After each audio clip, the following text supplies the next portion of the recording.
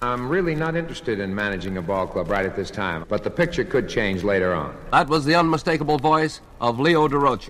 Folks, welcome to Vintage Baseball Reflections.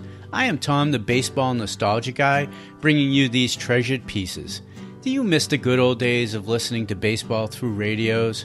It was a classic pastime that stood for decades and shaped how we cherish baseball and our heroes. These stories are from a moment in time that were heard by fans just like you. They are uncut, unfiltered, simply here for you to enjoy. So I just want you to enjoy this reflection on baseball history. And this is Tops in Sports, a production of the United States Air Force.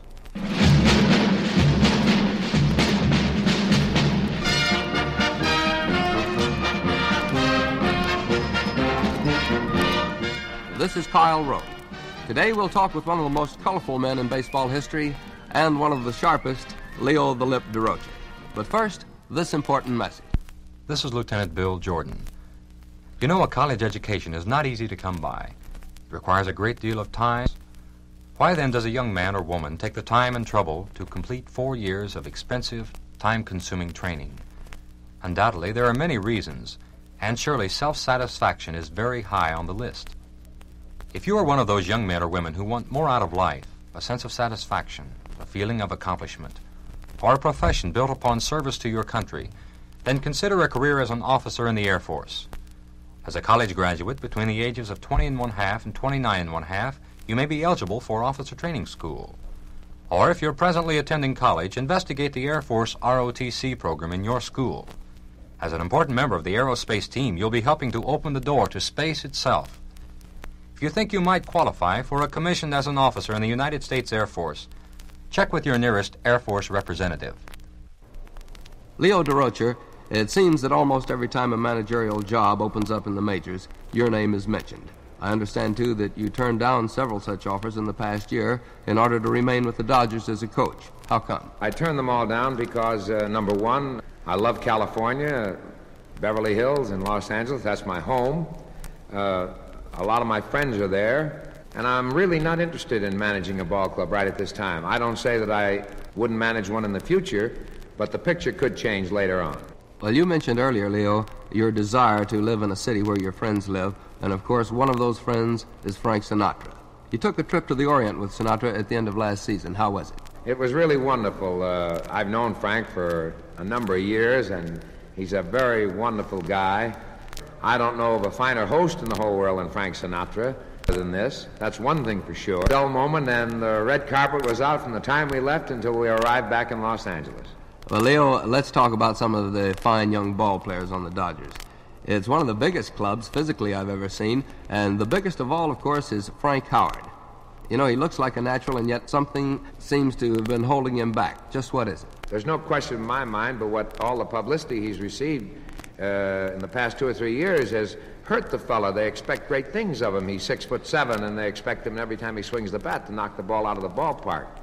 The main thing with Frank is that he hits off of his front foot, that he can't wait. He sort of is too anxious, and he lunges at the ball. In 1961, Joe DiMaggio talked to him for over 30 minutes in Vero Beach and tried to help Frank and show him the proper stance and to lay back on that leg and to wait for it. I don't know of any hitter that's ever been able to hit consistently and hit off his front foot. You just can't do it. You lose all your power.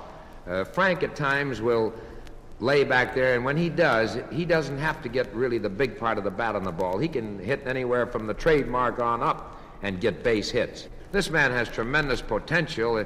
It's just a question, one of these days, he's liable to find himself, lay back on that foot, and when he does, I can only say one thing: get all the married men off of the infield. Well, thank you very much, Leo. That was Leo Durocher, fans, and this has been Tops in Sports, brought to you by the United States Air Force.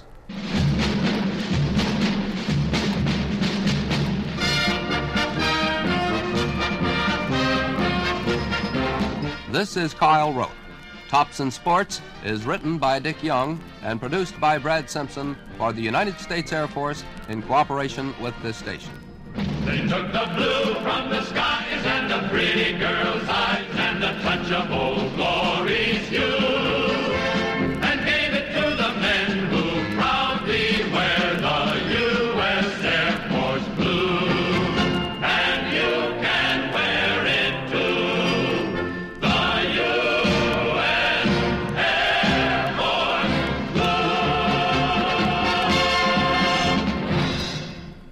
VintageBaseballReflections.com features a treasure chest of baseball audio.